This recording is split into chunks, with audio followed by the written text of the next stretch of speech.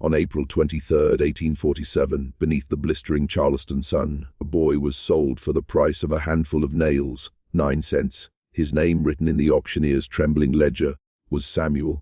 The notation beside it read, mute, unresponsive, untrainable. In that marketplace, among the smell of sweat, rum, and despair, a human being was treated as something broken, worth less than a cracked bucket. Yet none of those men could have imagined what slept behind his silence. A voice not of this earth, trained in the Italian techniques of opera, pure as cathedral glass and precise as a scalpel. That gift would make him a legend, and later, a corpse beneath a magnolia tree. If you've ever wondered how beauty can become a weapon, how a song can lead to blood, listen closely. Because what happened inside that house on Trad Street was not a love story. It was a transaction of power, obsession, and control masquerading as art. Before we go further, do one thing for me. Subscribe to this channel. These are stories buried by history itself, stories meant to rot beneath archives and dust. And comment below, where are you listening from? Are you in the deep south where these ghosts still hum in the night? Or somewhere far away, safe from their echoes? Now, let us return to Charleston, 1847, a city of contradictions. Gas lamps glimmered along cobblestone streets while human beings were auctioned a few blocks away. In the theaters, ladies in silk gowns wept at Verdi arias outside. Children carried chains heavier than their bodies. Among those who walked the line between refinement and ruin was Mrs.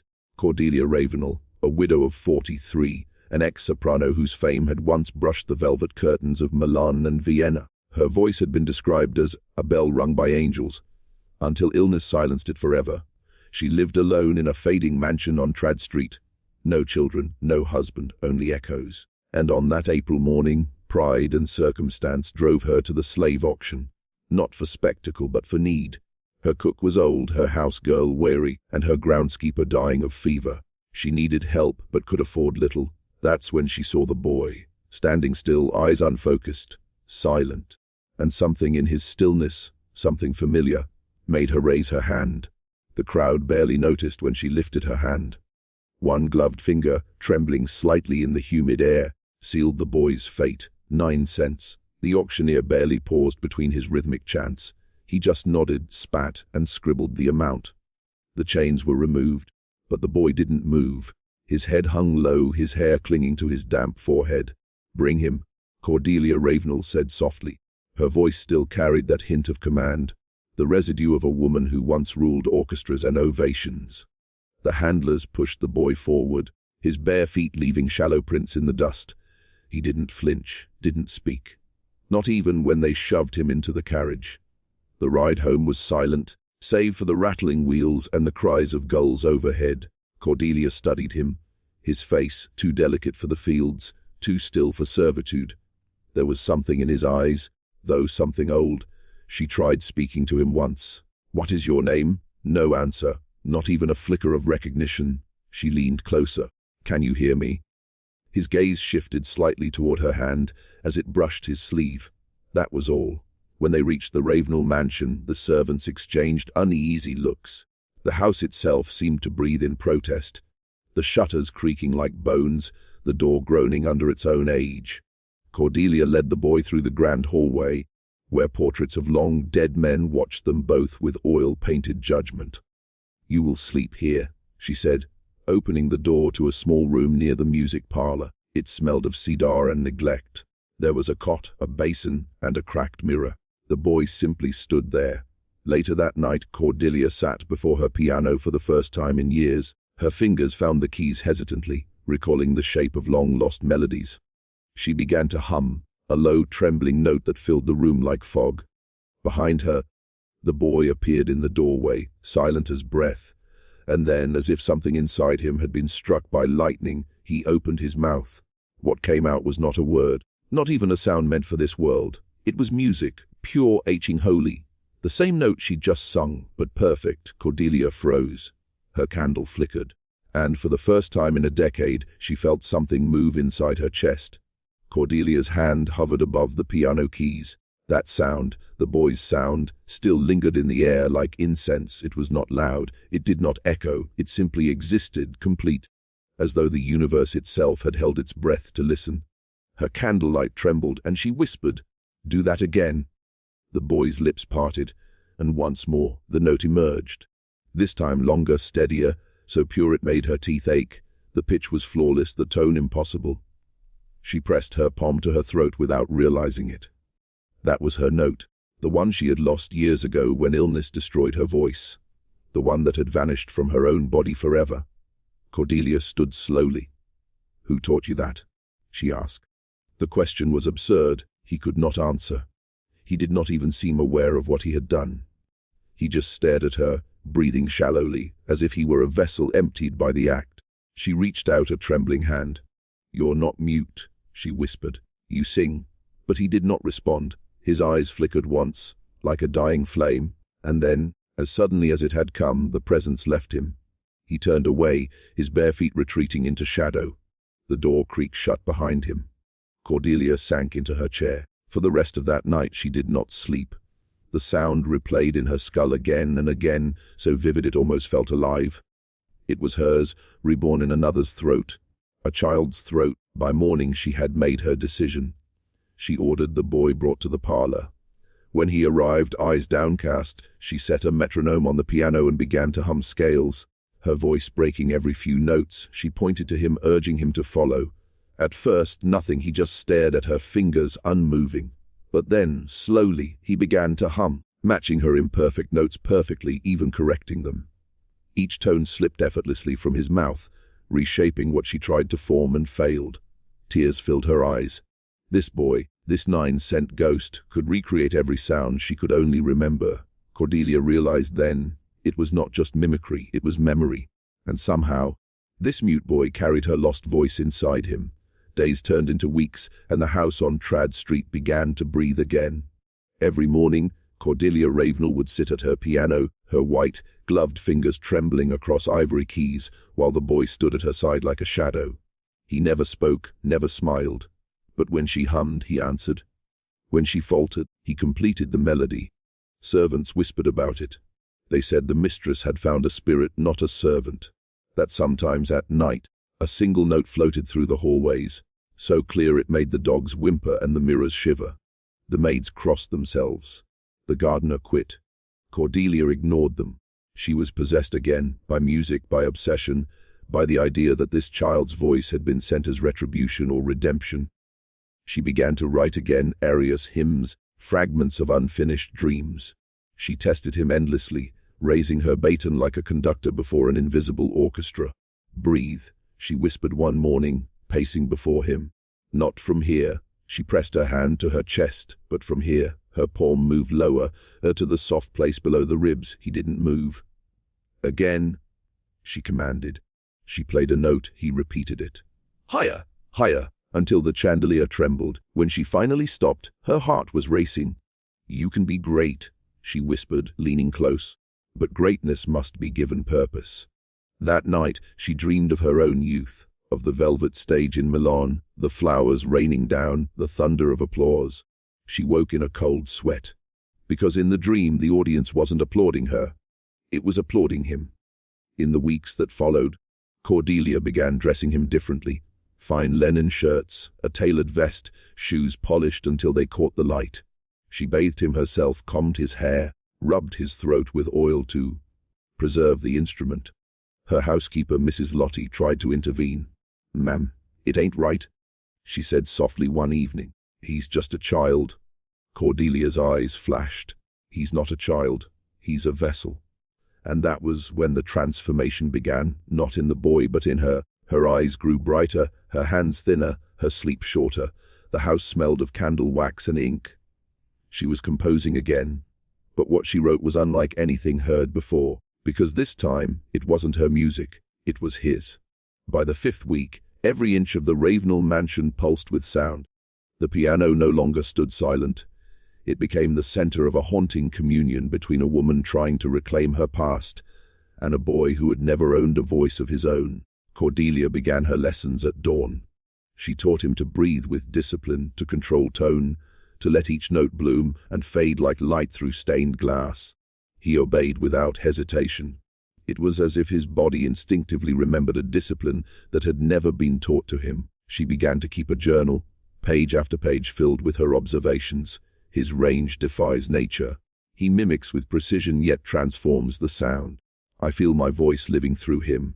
But what started as musical instruction soon became something stranger. Cordelia began speaking to him as though he were the echo of her former self. At times, she called him my second breath. Other times, my resurrection. Her obsession deepened. She forbade the servants from speaking to him. Meals were brought to his door. He slept on clean linen, but never outside her command. When he sang, she wept. When he stopped, she shook him by the shoulders, pleading, "Don't take it away again!" On one grey morning, she tested him with an aria she herself had composed decades before, a piece she had sworn never to perform again. As she played the opening chords, her hands trembled. The melody was complex, stitched with grief and memory. The boy began to sing. Each word emerged with clarity and grace, his tone rising like cathedral bells. But something in the sound made Cordelia's heart twist. It wasn't just imitation. It was knowledge. He was singing with emotion. He could not have known heartbreak, longing, loss. Tears streamed down her face. She stood, stumbling back from the piano, whispering, "How do you know this? How can you feel it?" The boy said nothing, but his eyes lifted toward hers for the first time since the auction.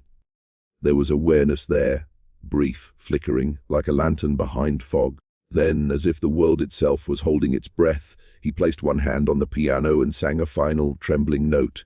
The chandeliers quivered.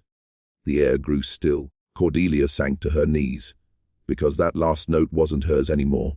It belonged to him. The boy's voice spread through the house like a haunting perfume. Even when he was silent, the air seemed to vibrate, carrying the memory of what he had sung. Servants tiptoed down hallways, crossing themselves as if passing through sacred ground. Some refused to stay after dusk, swearing they heard whispers behind the music. Harmony without a singer. Cordelia Ravenel didn't notice their fear. She had entered a fever of creation. Sheets of music covered the floor like fallen leaves. She no longer ate at the table or spoke to anyone but him. Each night, by candlelight, she would guide his breathing, shaping his notes with a trembling finger, whispering, "Again, my love, again, my echo." He obeyed, but something inside him was beginning to change. At first, it was small things. He began humming in his sleep. The sound was soft, almost mournful, and the walls seemed to absorb it. Then came the dreams, his body twisting, his lips moving as if whispering names no one had taught him. Cordelia watched him once, leaning close as he murmured through the fog of sleep. Non pi, non pi. The words were Italian, opera words. Her heart pounded. Not anymore. She recognized the phrase. It came from an aria she had sung 20 years ago in Florence, on the night her voice failed her forever. That exact phrase had been her last on stage. Non pi, she whispered. No more. When he awoke, she gripped his shoulders. "Where did you hear that? Tell me." But he couldn't. His eyes were wide, trembling, and then from his throat came a sound not of music, but of pain. A raw, strangled moan that made Cordelia step back, her stomach turning cold. That night, she locked herself in her room and wrote in her journal, "He carries echoes I did not teach him. He dreams of what I have lived. How can he recall my final aria when he was not yet born? Unless..." The ink trailed off there. When morning came, she found him sitting by the piano, staring at its keys, fingers poised but unmoving. He turned his head slightly when she entered. His lips parted, and in a whisper barely human, he said his first words since the auction. Cordelia. Her name, the sound of her own name, spoken in that soft, trembling tone, froze Cordelia where she stood. For weeks she had heard nothing from his lips but song, pure, inhuman sound, but now this single word carried something else. Recognition, intention. Her throat tightened. "Say it again," she whispered. The boy looked at her, his gaze slow and uncertain, like someone awakening from a long sleep. His lips moved again. Cordelia. The syllables were shaped perfectly, her name falling from his mouth as though he'd always known it. Cordelia's knees weakened. She fell into the nearest chair, covering her face with shaking hands. "You can speak," she breathed. "My God, you can speak." But the boy didn't answer again. He just watched her with those unreadable eyes, still and distant, as though something beyond her was using his gaze to look through her. That night she wrote feverishly in her journal, His voice is no longer just imitation. It is awakening. He called me by name. He remembers me from somewhere that does not belong to this world. Her handwriting faltered as she added a final line. Perhaps the soul, like music, never dies. It only finds another instrument. The next morning, Cordelia rose before dawn and found the boy already waiting in the parlor, sitting before the piano as though summoned by a dream. When she approached, he lifted his hands and began to play. She stopped dead. He was playing one of her compositions, a melody she had never shown him, one she had written long before he existed. His small fingers struck each key with impossible accuracy, capturing the emotion she had buried in those notes decades ago. "How do you know that?" she gasped, kneeling beside him. The boy didn't answer. His fingers continued to glide over the keys, the same haunting tune filling the air. When the last note faded, he turned toward her and spoke again, his voice barely above a whisper. "You remember now?" Cordelia's breath caught. "Remember what?" He stared into her eyes for a long, unbearable moment. Then, slowly, he raised one trembling finger to her throat, where her own voice had once lived, and said, "Mine." The candlelight flickered violently. Cordelia couldn't move, because in that instant, she knew the voice she had lost hadn't vanished. It had returned, inside him. Cordelia couldn't sleep that night. The boy's word, kept echoing through her skull like a melody she couldn't stop humming. She walked the halls of the Ravenel mansion barefoot, her silk gown whispering against the floor, candles flickering as she passed. Every creak of the old wood seemed to answer her thoughts. Downstairs, the piano waited in silence, its lid half open like a mouth about to confess something terrible. She approached it slowly, fingers grazing the keys. They were cold. Behind her, a sound, bare feet on the floorboards. She turned. The boy was standing in the doorway, pale, motionless, eyes catching the candlelight. "Samuel," she whispered. It was the first time she had spoken his name aloud since the day she bought him. He tilted his head. His lips parted slightly, but no sound came. Instead, he raised his hand and pointed. Not at her, but at the piano bench. "Sit," he mouthed. Cordelia hesitated, then obeyed. Her heart pounded. He moved to stand behind her, silent, his presence unnervingly still. She placed her fingers on the keys. "What do you want me to play?" she asked. He reached out, his small hand resting gently atop hers, and pressed down a single key. Middle C. The note rang out clear and steady. Then another and another. He guided her through a progression she didn't recognize, yet something about it felt known. The sequence rose, dipped, twisted, until suddenly she realized what she was playing. It was the lullaby her mother had sung to her as a child. Cordelia froze, her hands trembled. How do you know that?" she whispered. The boy leaned closer. His breath brushed her ear as he whispered one word, barely audible but unmistakable. "Remember." The candle beside them sputtered out. For a heartbeat, the entire room was darkness and silence, until from that silence the boy began to hum. The same melody, the same voice. Cordelia's chest tightened. Memories flooded back. Her mother's arms, her childhood room, the sound of lullabies drifting through an open window on a Charleston night. She pressed a shaking hand to her throat. He stepped around her, his eyes filled with something vast and wordless. "Who are you?" she whispered. He looked at her for a long moment, then touched the piano and said softly, "The voice remembers." The next morning the house felt different. Even the air seemed thicker, humming faintly, as if sound itself had soaked into the walls. Cordelia Ravenel sat at her writing desk, staring at the sheet music before her. The ink lines blurred, dissolving into ghostly ripples. Every note she tried to write now seemed to belong to him. When she lifted her pen, she could almost hear his voice completing the melody inside her mind. It wasn't just mimicry anymore. It was connection, unnatural, seamless, consuming. She began to avoid mirrors. Each time she passed one, she swore she saw movement that wasn't hers, a flicker of pale eyes behind her shoulder, a shadow that lingered after she turned away. By noon, she found the boy sitting at the piano again, humming softly. The sound was low and human, yet the resonance seemed to stretch beyond the room, like a vibration through stone. "Samuel," she whispered, stepping closer. He didn't look up. His small fingers pressed one key, then another, C, D, F, B flat, a pattern. Cordelia froze. That was the key signature of the requiem she had written years ago, unfinished, locked away after her voice had died. "How do you know that piece?" she asked. No answer, only the melody growing more complex. Her heart began to race. She could hear herself in it, the phrasing, the emotion, even the mistakes she had made in early drafts. He was playing her grief back to her note by note, as if he were remembering her pain for her. Her throat tightened. "Stop," she said weakly. "Please stop." He did not. His head lifted slightly, and for the first time, a strange expression crossed his face, something between sorrow and defiance. Cordelia rushed forward, slamming the piano lid shut. The sound exploded through the room, and silence followed. The boy stared up at her, unblinking. "Why are you doing this?" she demanded, voice shaking. "Who told you these things?" He blinked once. Then, slowly, he pointed toward her chest, right where her heart beat beneath her dress. Her breath hitched. "Enough." He whispered one word so soft she almost missed it. "You." Cordelia stumbled backward. Because the moment he said it, she heard the echo, not from his lips, but from inside herself. Cordelia staggered backward until her spine struck the cold wall. The boy's word, "you," hung in the air, vibrating like the dying note of a struck bell. For a moment she could hear nothing else, just that single sound stretching and echoing, filling the house like invisible smoke. Her pulse thundered in her ears. "No," she whispered. "That's not possible." But even as she said it, something inside her knew. The boy didn't move.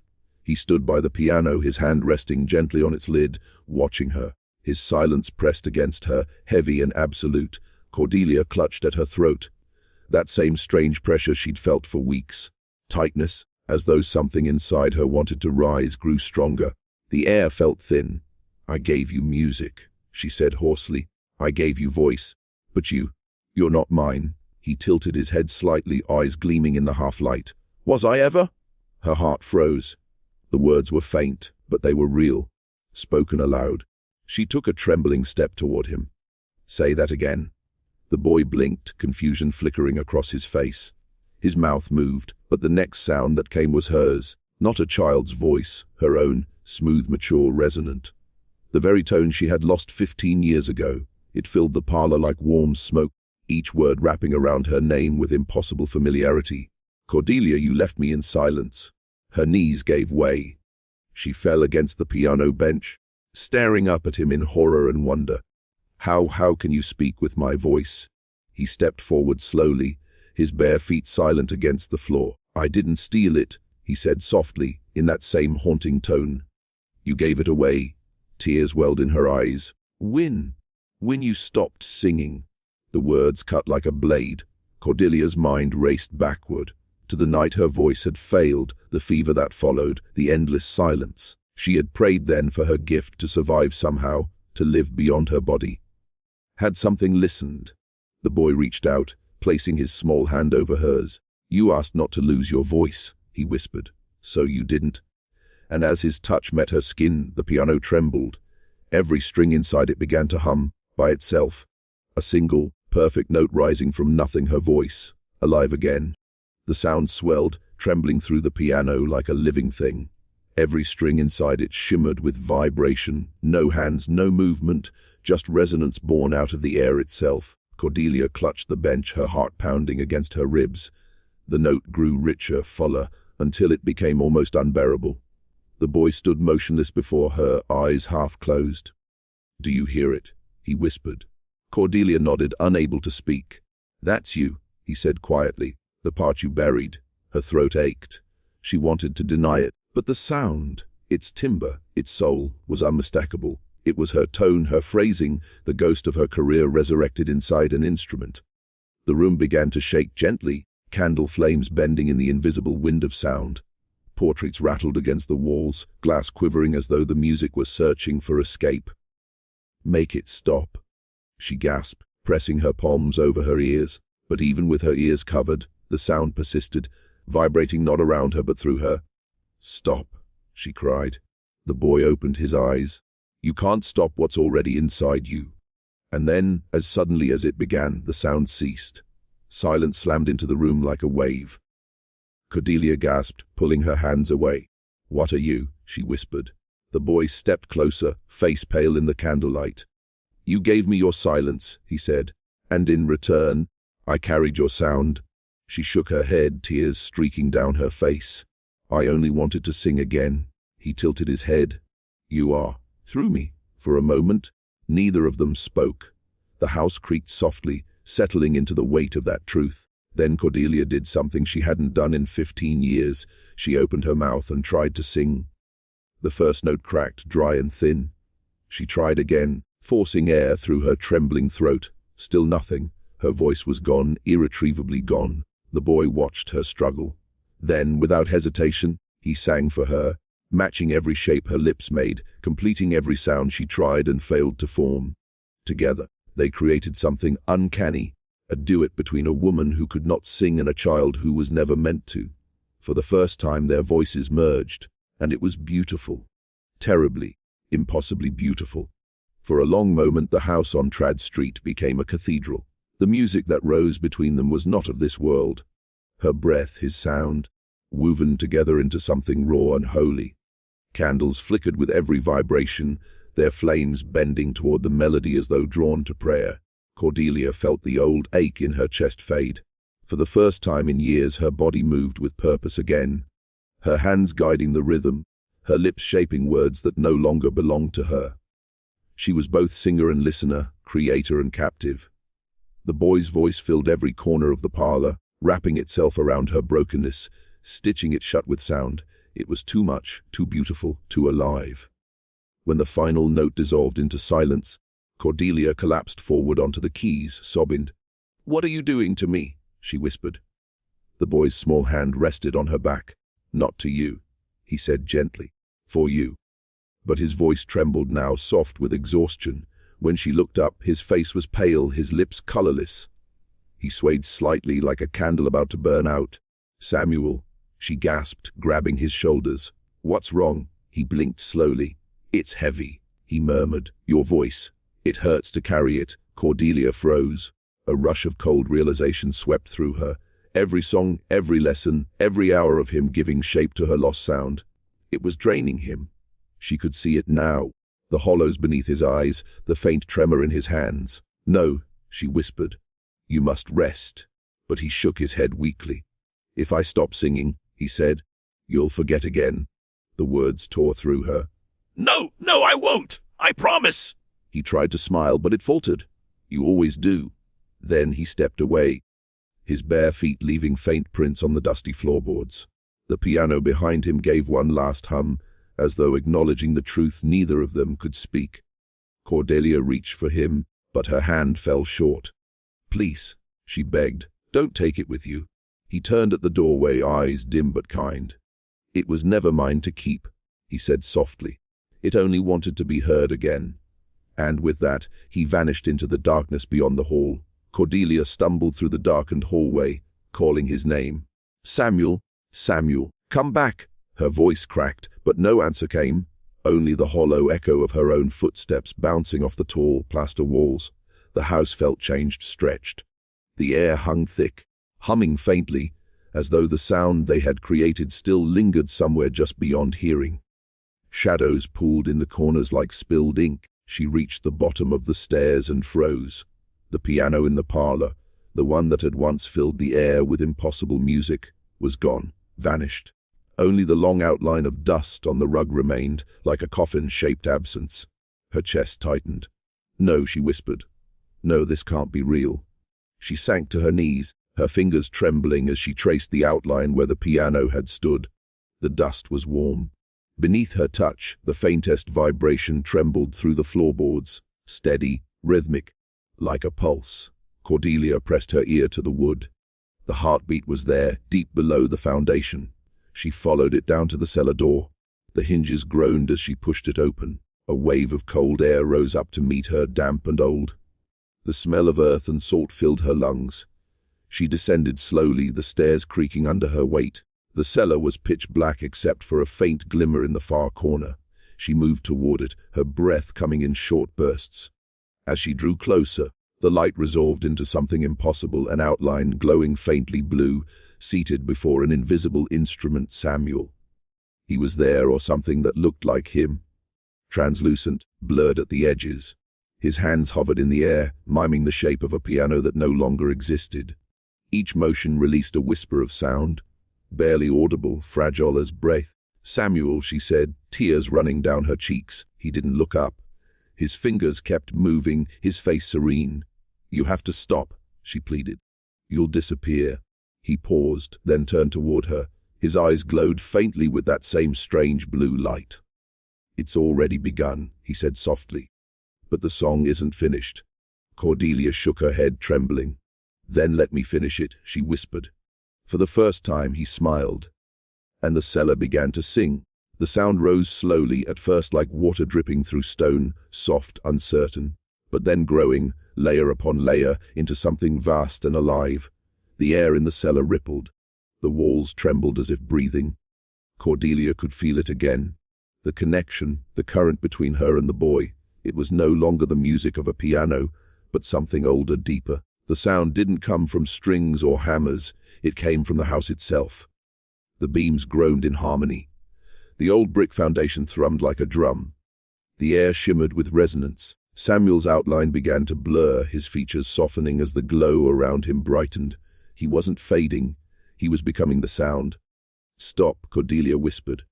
"Please, stop." He turned to her, his voice no louder than a breath. "It's all right. You kept it alive long enough for me to give it back." She reached for him, but her hand passed through his shoulder, warm and cold at once, like touching the edge of a candle flame. The melody swelled, wrapping around her like a living ribbon. Every note carried memory, her childhood recitals, her mother's lullabies, the roaring applause of long-forgotten halls. Each tone struck somewhere inside her that still remembered how to be alive. Tears streaked her face. "I don't want it this way," she cried. "Not if it takes you." Samuel smiled faintly, his form almost gone now. "It doesn't take, it returns." The house shook harder. Dust fell from the beams, spiraling in the strange blue light. The floorboards beneath her feet vibrated with the rhythm of her own heartbeat. "Sing?" he whispered. Cordelia gasped. "I can't." "Yes, you can," he said, and his voice echoed inside her skull. Not as words, but as sound itself. She opened her mouth, and this time her voice came. It wasn't frail or broken. It was clear, radiant, full. The voice of a woman who had carried silence too long and finally let it go. It joined his sound perfectly, like two rivers meeting at last. The blue light flared, filling the cellar, flooding the house, spilling through the cracks beneath the doors. Cordelia's final note soared, and when the last vibration faded, she was alone again. The cellar was dark still, and silent. The silence that followed was unlike any she had ever known. It was not empty, it listened. Every inch of the cellar, every beam and brick, seemed to hold its breath, as if waiting for what came next. Cordelia stood trembling in the dark, her body humming with the echo of what she had just released. The air still shimmered faintly, as though the music refused to die completely. She whispered his name once more, her voice small and raw. "Samuel," but only silence answered. Slowly, she climbed the stairs back to the parlor. The room was as she had left it, dust floating in the weak dawn light that filtered through the lace curtains. The piano was still gone, though in its place on the floor. She saw something that hadn't been there before. A single ivory key. It gleamed faintly, clean and smooth amid the dust. Cordelia picked it up with trembling fingers, her reflection curved across its surface. When she pressed it gently in her palm, she felt a faint pulse, one last heartbeat of sound. She smiled through her tears. "Thank you," she whispered. In the days that followed, the house changed. Neighbors swore they could hear faint music drifting through the open windows at night. Not loud, just a quiet hum, like the memory of a lullaby. Some said the sound came from beneath the floors. Others said it came from Cordelia herself. She began to sing again. Not in grand halls or churches, but in the solitude of her parlor, softly to no one. Her voice, though not what it once had been, was alive. It trembled with grief, yes, but also with gratitude. Each note she sang seemed to lift a little of the dust from the walls, as though the house itself exhaled with her. And sometimes, in the quiet between breaths, she thought she heard him. A faint second voice, humming just under hers, guiding her pitch, completing her melody. She never looked for him again. She didn't need to. because the silence that had haunted her for 15 years had become something new, something sacred. It no longer swallowed her, it sang with her. And deep beneath the floorboards, if one listened closely enough, a single piano note still rang on, unending, eternal. Weeks passed, then months. Cordelia's world, once shadowed by grief and dust, began to bloom again, quietly, tenderly. The neighbors noticed. They would pause outside her old house on Trad Street, baskets in hand, just to listen. From within came a voice, soft, aging, but luminous. Her tone carried the weight of sorrow and the purity of surrender. Some nights it was joined by a faint hum, so light and distant that people thought it was the wind through the shutters. But Cordelia knew better. She would close her eyes, smile, and whisper into the air. "You kept your promise." She wrote again, music this time, strange, fragile pieces that began with silence and ended in something beyond sound. Her manuscripts were scattered across the piano bench, a new one she'd bought second-hand, though she never once played them. They were meant to be felt, not performed. Each dawn, she would place the single ivory key on the windowsill, letting the light strike it. When the sun touched its smooth surface, she could almost hear the faintest vibration, a reminder that he was still there, somewhere between worlds. One afternoon, as autumn leaves began to collect along the porch, Cordelia received a letter with no name on the envelope. Inside was a single page written in an unfamiliar hand. It read, "The silence is only the space between notes. Keep singing." She stared at the words, her heart aching. The handwriting was delicate, childlike, yet precise. She pressed the paper to her chest and wept. That night, she sang once more. No accompaniment, no audience, just her voice filling the space where silence used to live. But when she finished, something remarkable happened. The air shimmered, and from somewhere deep within the walls came the faint reply of a piano. One perfect note, then another, then a third. She froze, tears spilling down her face. The melody was hers, but not played by her hands. It was his. The duet began again, fragile but whole. And though the world outside her windows slept, the house on Trad Street breathed with life. An old voice and a young one intertwined forever in the stillness between heartbeats. Their song had no audience, and it needed none. Winter crept in quietly that year. Snow fell in fine sheets over Trad Street, muffling every sound until even the carriages seemed to roll through clouds.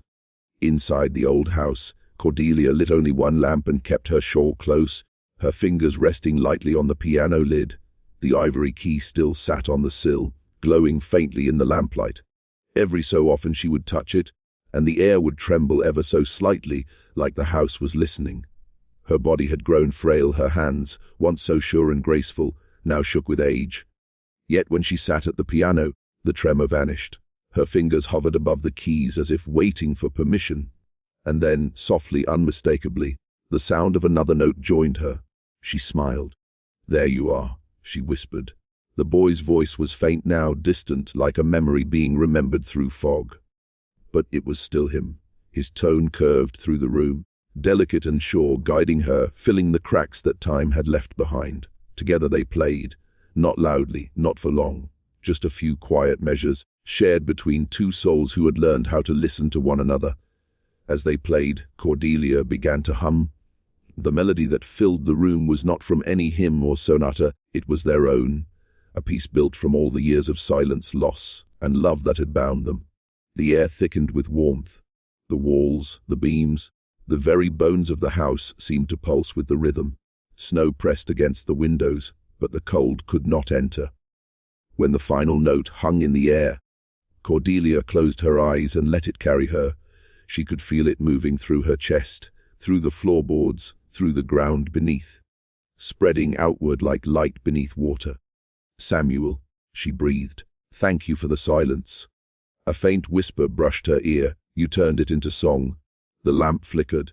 The ivory key on the sill gave one last faint glow, and then stillness. No fear, no pain, only peace. Outside, snow continued to fall, soft as ash, until it covered every sound. But if one stood close to the old house on Trad Street that night, they would swear they could hear a single piano note drifting through the air.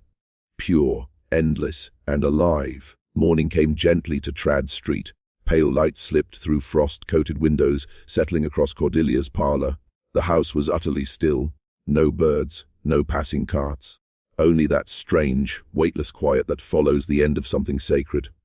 On the piano bench sat Cordelia, her hands folded neatly in her lap.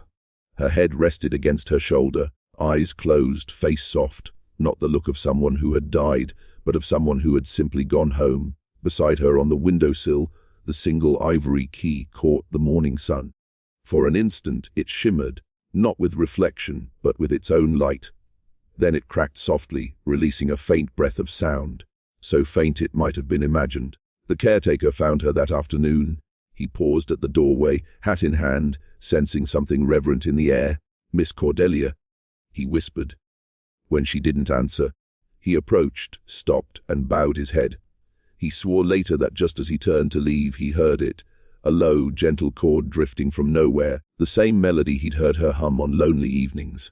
He looked back, and for a moment thought he saw a small boy standing beside her, barefoot, pale, smiling. But when he blinked, the figure was gone. News of her passing spread through Charleston quickly. Some remembered her as the city's lost songbird, others as the quiet woman who lived in the strange, humming house. When her belongings were catalogued, they found pages upon pages of handwritten music, unfinished compositions that no one could quite read. The notes seemed to float in impossible patterns, as if written for instruments that didn't exist. The manuscripts were sealed in a box and forgotten in an attic for decades. Yet every few years, someone would walk past the house on a still night and swear they heard it, the sound of a woman's voice, rising and falling with the echo of an unseen piano. The locals began to call it the house that hums. No one ever stayed there long. The walls, they said, had a pulse. But to those who listened closely, the sound wasn't haunting. It was human, a duet still playing somewhere between the living and the gone. And always beneath it all, one single note, holding forever. Years folded into decades. Charleston changed, streets paved, gas lamps turned electric, new homes rose where old ones crumbled. But the house on Trad Street endured. Its shutters weathered, its paint peeled. Yet something within it refused to fall silent. They said the place had a hum, faint, low, constant. Contractors who came to inspect it left uneasy, claiming they felt the floor vibrate beneath their boots. Musicians sometimes wandered by, drawn by curiosity. A few swore they could make out a melody beneath the hum, a woman's voice blending with the whisper of piano keys. One winter evening in 1912, a young composer named Elias Vaughan rented the house. He was a quiet man with more ambition than coin, searching for solitude to finish his symphony. The landlord warned him, half joking, if the walls start to sing, best not to sing back. Elias only laughed. The first night passed in peace. The second he woke to music. It was soft, so soft he thought it was a dream. But when he sat up, he saw frost trembling on the window pane in rhythm with the sound. He rose, lit a candle and followed it to the parlor. There, beneath a blanket of dust, stood the piano, the one Cordelia had once played. No one knew how it had returned. Elias stepped closer. The keys moved, slowly, carefully, as if guided by invisible hands. He froze, the candle flickering. Then, despite the fear prickling up his arms, he did what any true musician would do. He sat down and listened. A single note struck, pure and aching. Then another, and another. Something in him recognized the pattern. It wasn't random. It was a conversation. When he dared to touch the keys, the sound responded, matching him, completing his chords. His heart pounded. "Who's there?" he whispered. A faint voice answered, not through air but through vibration. A woman's voice, trembling like light through water, between the notes. The candle blew out. The rest of the night vanished into music. Neighbors later claimed they'd heard it too. That strange, unearthly harmony spilling out into the frozen street. When morning came, Elias was gone. Only his journal remained open on the bench. The last line read, "I met them in the silence. They were waiting." 100 years have passed since that night. The house on Trad Street still stands. Tilted slightly now, its paint faded, its porch sagging under time's slow weight. The neighbors keep their distance. Some say it's haunted, others say it's holy. No one lives there anymore. Not really. But sometimes, in the quiet hours before dawn, the curtains stir without wind. The faint hum rises again, steady and low, weaving through the empty rooms like breath through a sleeping chest. And if you listen closely, really listen, you can hear them. Cordelia's voice, soft and patient. The boys' laughter, weightless and bright. Their music doesn't echo, it lives, threading through the wood, the dust, the silence. It doesn't beg to be heard.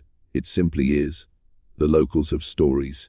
A woman walking home late heard the piano playing behind the boarded windows, a melody so tender she stopped and wept. A child swore he saw a pale boy standing on the porch steps, humming to himself, his bare feet dusted with snow.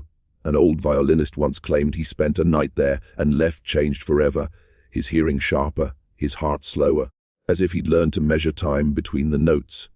No one ever found Elias Vaughan's body. But the symphony he never finished was later discovered, complete, every movement written in a hand that wasn't his. The piece was titled, "The Silence Sings." When an orchestra in New Orleans performed it for the first time, the audience wept without knowing why. Some said the hall itself seemed to hum along. The conductor later described the experience simply. It felt like the music wasn't being played, it was remembering itself. And maybe that's the truth of it. Maybe the house on Trad Street was never cursed or blessed, but simply a vessel, a place where sound and silence learned to coexist. Cordelia's voice, Samuel's gift, Elias's curiosity, all threads in the same endless composition. The song never ended, it just changed its key. Even now, when the wind moves through Charleston and brushes against the old house, a faint vibration lingers in the air, a note that cannot die.